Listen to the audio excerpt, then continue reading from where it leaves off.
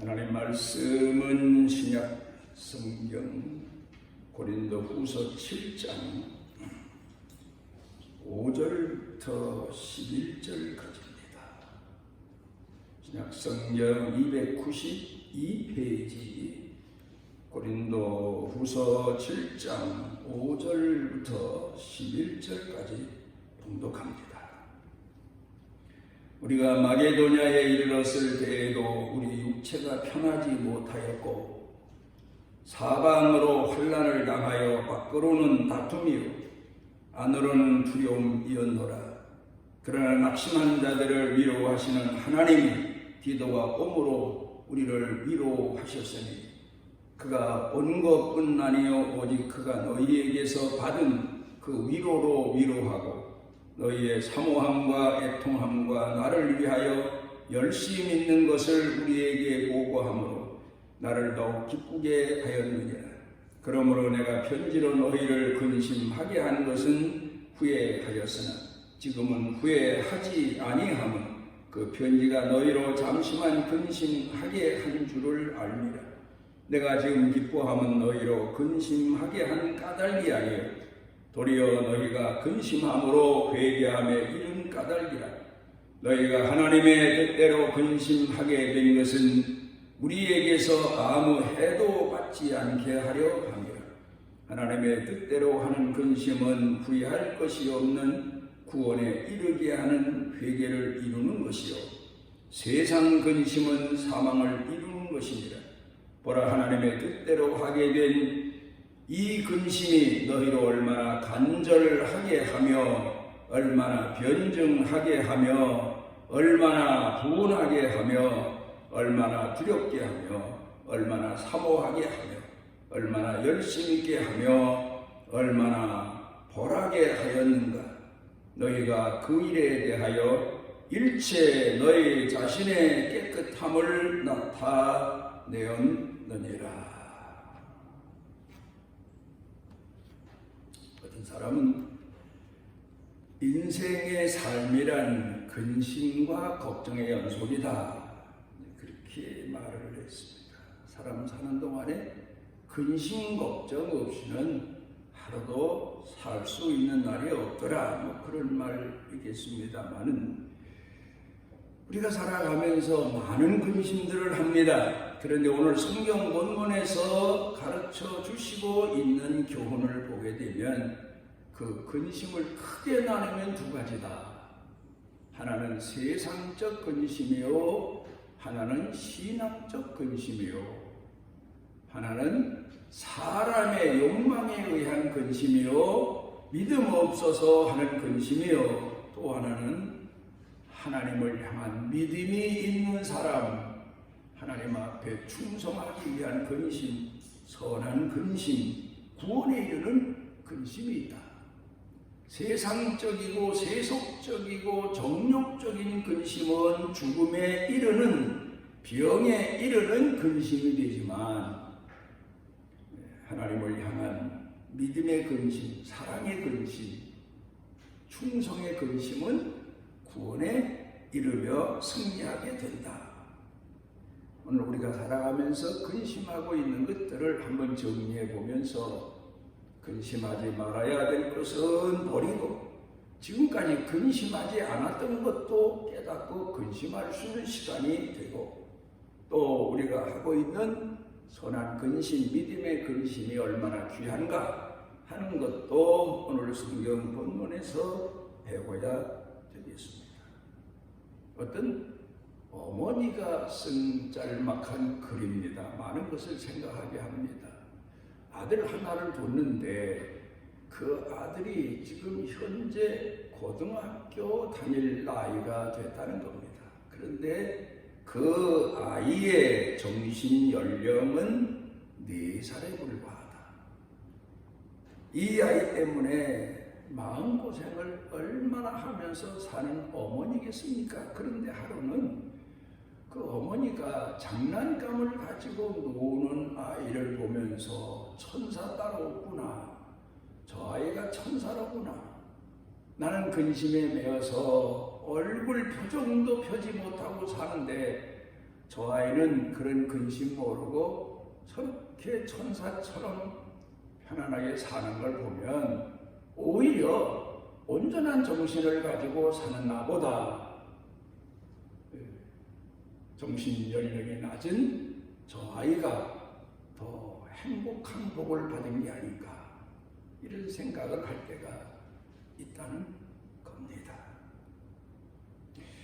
우리가 살아가면서 근심에 대해서 여러 가지 교훈도 얻고 또 생각도 해보고 또 나 자신도 돌아보고 그럽니다마는, 물론 사람이 세상에 살면서 정상적인 사람으로 태어나서 이 근심, 걱정의 문제를 하나하나 해결해 가며 용기 있게 끝까지 믿음으로 살면 얼마나 복이 있겠습니까? 그런데 오늘을 사는 많은 사람들이 이 근심의 문제를 바로 보지 못해서 한 번 근심에 휩싸이게 되면 결국 그 근심이 근심을 낳고, 근심이 걱정을 낳고, 걱정이 병을 낳고, 병이 결국은 사망을 낳고, 뭐 이런 얘기죠.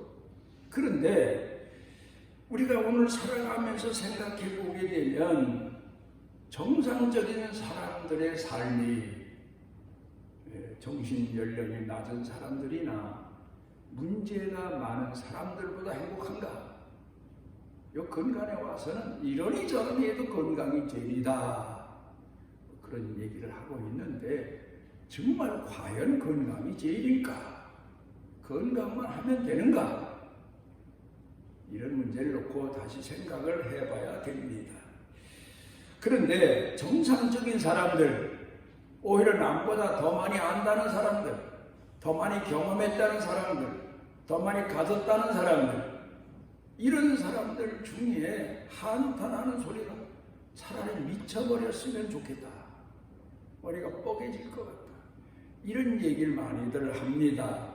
왜 이런 고백이, 이런 한탄이 정상적인 사람들 입에서 나옵니까?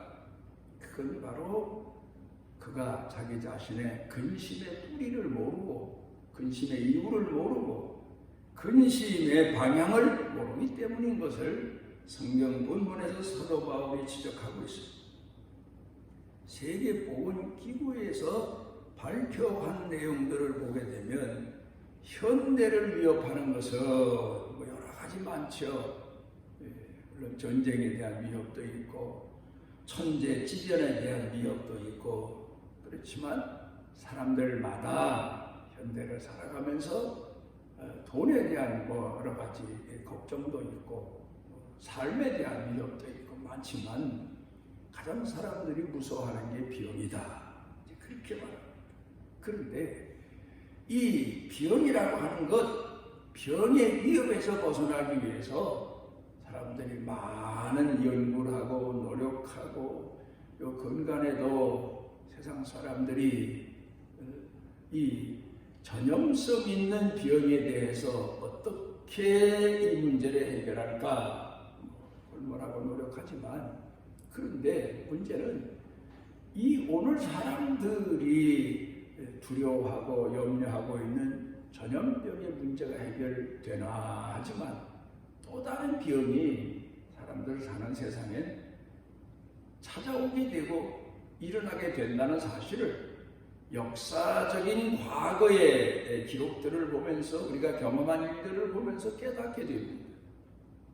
이 근간에 또 그젠가 뉴스에 보니까 카자흐스탄에서 흑사병, 원인을 모를 흑사병으로 1,700여 명이 사망했다, 그런 얘기가 또 있습니다.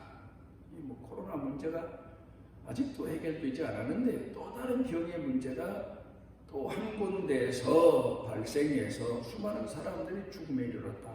이것도 듣는 사람들에게는 공포가 아닐 수가 없습니다. 이렇게 사람들이 살아가면서 많은 위협을 받는데, 문제는 바른 신앙을 갖고 하나님 앞에 기도하면서 이런 공포와 두려움들을 이겨야만 우리가 하나님의 사람으로 우리 생활을 살아갈 수 있다는 사실입니다. 그런데 현대인들이 가장 두려워하고 있는 문제가 전염병일 수도 있어요. 또 아니면 무슨 육체적인 병일 수도 있어요. 그렇지만 더 큰 병이 뭐냐? 그 병보다 더 무서운 병이 뭐냐?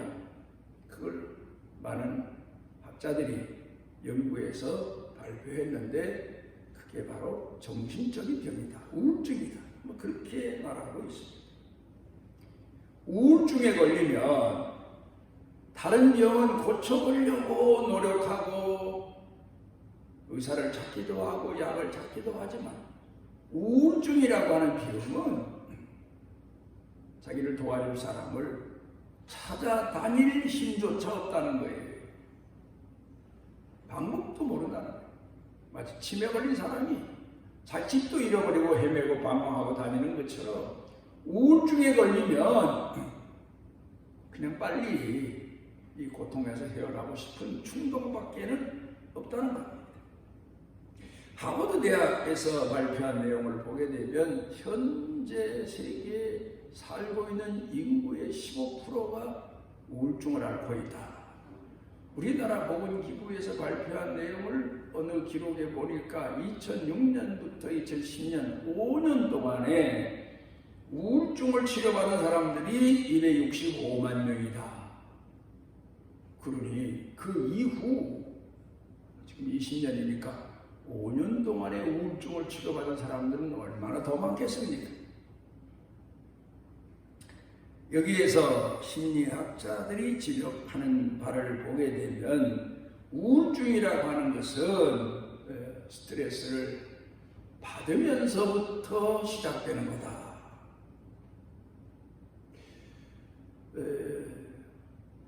우리가 뭐 많이 들어서 알고 그럽니다만 유명인들도 그렇게 많은 그렇게 많은 명예, 현대인들이 추구하는 모든 것을 다 한 손에 감아주는 것 같은데도 이 우울증 때문에 자기 스스로 자기의 생활을 마감하고 마는 이제 그런 사람들 참 많습니다. 그때도 내가 짤막한 영화를 TV에서 봤는데 그 주인공이라는 사람이 로버트 드니로라고 하는 사람 아주 명배우지. 그런데 그렇게 명배우인데 그렇게 사람들에게 웃음을 주고 즐거움을 주고 그러던 명배우인데 결국 몇 년 전에 자기 스스로 자기 생을 마감해버리고 말았습니다. 그 이유가 뭐냐 했더니 우울증이더라. 그런 얘기야. 그런데 전염병보다 더 무서운 게 바로 우울증이에요. 전염병은 예방하려고 하고 병들면 치료받으려고 하지만 우울증은 그럴 의욕이 없다는 거예요. 정신적인 병이요. 사람들이 겪는 오늘의 심각한 병이다. 그걸 보게 됩니다. 그런데 여기서 우리가 오늘 사람들이 살아가면서 받는 스트레스, 여러 가지 걱정, 근심으로부터 오는 겁니다. 뿌리는 그겁니다. 먼저는 지나간 일에 대해서 헤어나지 못해서 그것 때문에 분노하고 그것 때문에 다시 그 옛날 사건에 사로잡혀서 괴로워하며 사는 그런 사람들이 있습니다.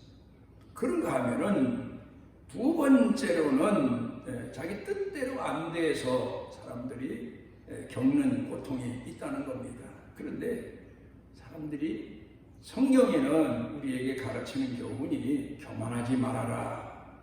이제 그런 교훈이 많습니다. 하나님 앞에서 사람 앞에서도 미움받는 사람들로부터 외면받는 그런 이유가 교만에 있다. 뭐 그렇게도 말하지만 이 교만이라고 하는 것은 자기 스스로를 해치는 가장 무서운 핵무기 같은 겁니다. 그런데 사람들이 스트레스를 많이 받는 것은 교만한 사람이 많이 받는다. 정신학자들이 그렇게 말합니다. 교만하면 내가 누군데? 나를 감히 내가 이런 일을 못해? 교만하고 자만하다 보면 오히려 스트레스를 받게 되고 그로 인하여서 우울증에 사로잡히게 된다는 거예요. 애당초 나를 낮출 줄 알고 그래. 나는 이것도 감사하지. 자기를 또 낮추고 또 낮추고 땅보다 낮추고 웅덩이보다 낮추고 자기 자신을 낮출수록 사람은 이 스트레스에서 헤어날 수 있는데 자기 자신을 낮출 줄 모르기 때문에 스트레스를 더 받는다. 그 다음에 또 하나는 믿음이 없었어. 신뢰가 부족했어. 내 맡기지를 못했어. 그 다음에 또 하나는 날씨에 대해서 스트레스를 받고 사는 사람도 많대요. 비 오면 비 오는 날대로 살아야 되고 날 좋으면 날 좋은 날대로 살아야 되고 뭐 기후 변화에 따라서 살아야 되는데 징징거리면서 오늘은 왜 해가 이렇게 뜨거우냐, 또 비 오는 날 왜 이렇게 비가 많이 오냐, 계속 오냐, 날씨가 굽냐, 요즘 장마철 같은데 그러면서 또 스트레스를 받는 사람들이 많다. 다섯 번째, 병들까 하는 걱정. 내가 지금은 건강하지만 이러다 나도 병들면 어떻겠나 하는 그 병에 대한 두려움 때문에 스트레스를 또 받는다. 그 다음에 또 하나는 남들 죽는 거 보면서 나도 죽겠구나. 죽으면 어떡하지? 나도 죽을 병이면 어떡하지? 하는 죽음에 대한 공포 때문에 스트레스를 받는다는 거예요. 그 다음에 일곱 번째는 앞으로 내 운명이 어떻게 될 건가? 자기 운명, 자기 미래를 알고 사는 사람이 어디 있습니까? 하나님만이 아시는 일이다. 되게 그렇게 말하지 않습니까? 그런데 사람들은 자기 미래, 운명에 대한 걱정을 하다가 밤을 지새우고 그 걱정에 사로잡혀서 스트레스를 받는다. 그런데 성경 가운데 보게 되면 하나님을 잘 공경하고 믿고 산 사람들, 우리는 별반 다를 바 없이 살았어요. 고난도 있고 애써서 자기가 노력해서 이루어 놓은 것을 뺏기기도 하고 또 생각지도 못했던 환난을 당하기도 하고 무슨 죄를 져서 잘못해서가 아니에요. 이유도 없이 열심히 살려고 노력했는데 고난당하는 경우도 많아요. 그런데 거기서 배우는 교훈이 뭡니까? 하나님 앞에 맡기는 거예요. 근간에 어느 책을 보니까 가장 귀한 것, 그게 바로 하나님 앞에 맡기는 길이다. 하나님 선하신 뜻대로 순종하는 길밖에 없다. 그렇게 이야기를 하고 있습니다. 요셉 같은 사람 얼마나 기가 막힌 시련을 겪었습니까? 아브라함이 겪은 시련보다 이삭, 아버지 야곱이 겪은 시련보다 더 큰 시련을 겪은 사람이 요셉이지 않습니까? 노예로 팔린다는 건 이제 그 삶은 생은 짐승 취급을 받다가 그냥 어디선가 죽어서 병들어서 버려지고 그것으로 끝나는 그런 생이 훤히 내다보는 보이는 거예요. 그런데도 그는 하나님을 향한 믿음을 가지고 하나님 앞에서 신앙인으로 내 운명이야 내 삶이야 어떻게 되든 하나님 앞에서의 내 모습을 잃지 아니하고 끝까지 살다가 결국은 그가 믿음으로 승리하는 축복을 받게 되는 것을 보게 됩니다. 사람이 근심을 하게 되는데 오늘 성경 본문으로 돌아가서 이제 봅니다. 그 근심은 두 가지다. 하나는 하나님께 대한 근심이요, 어떻게 충성하고자 하는 것입니다. 이 근심은 마치 신부가 신랑을 향한 근심, 종이 주인을 향한 근심, 충성된 아들 탕자가 돌아와서 아버지를 향한 근심, 뭐 이런 근심들이죠. 선을 이루고자 하는 근심. 그런데 불신의 근심도 있다. 세속적인 근심이요, 지금까지 열거한 대로 내 나름대로의 근심. 이런 모든 근심은 내 주인이 내 선한 목자가 예수님이라고 하는 사실을 망각한 데서 오는 근심입니다. 내가 어떤 일을 당해도 예수님은 내 선한 목자이시다. 부족해서 겪는 근심이다. 그래서 오늘 여기 성경 본문에 보게 되면 고린도 교회 성도들이 예수를 믿으면서 나쁜 방향으로 아마 신앙 이 구조를 가졌던 것 같아요. 나쁜 방법은 신앙의 신중. 우리 중에도 어떤 사람들 보면 그렇죠. 뭘 걱정해. 믿으면 되는 거고 하나님이 계신데. 그 말이 올 것 같은데 오늘 성경에서 사도 바울이 말하고 있는 내용을 보게 되면 고린도 교회에 편지를 혹독하게 써서 보냈습니다. 너희가 그래서 구원받겠느냐? 너희가 그래가지고 하나님의 자녀라고 할 수 있겠느냐? 책망의 글을 보냅니다. 그들을 경고합니다. 사도 바울이 그 편지를 써놓고 나서 내가 너무했다. 우리 그러잖아요. 왜? 아이들을 꾸짖거나 또 젊은 사람들에게 기회를 주기 위해서 몰아붙이고 난 다음에 부모들이 너무했나 그런 시간도 갖게 되는데 사도 바울도 그랬단 말입니다. 그런데 이제 지내놓고 보니까 내가 너희들을 근심하게 하고 걱정하게 한 것 후회하지 않는다. 오히려 그게 약이 됐고 그게 교훈이 됐고 너희에게 기회가 돼서 너희들이 디도가 온 이후로 신앙의 변화를 가져왔다니까 참 감사한 일이다. 그렇게 얘기하고 있습니다. 그러니까 오늘 여기 성경 본문 말씀 가운데 보게 되면 그 얘기입니다. 하나님을 공경하는 신앙인들은 내가 어떻게 하면 하나님을 기쁘시게 할까? 내가 어떻게 하면 하나님 앞에 맡은 바 충성을 다할까? 이런 근심은 그러하여금 깨게하게 하고 더 자기 자신을 재촉해서 충성하게 하고 오히려 그런 것들이 자기 자신의 신앙에 유익이 되고 영적으로 유익이 된다. 이걸 얘기하고 있습니다. 자기 성찰의 시간을 가져야 되고 자기 자신을 돌아보는 시간을 가져야 되고 그렇습니다.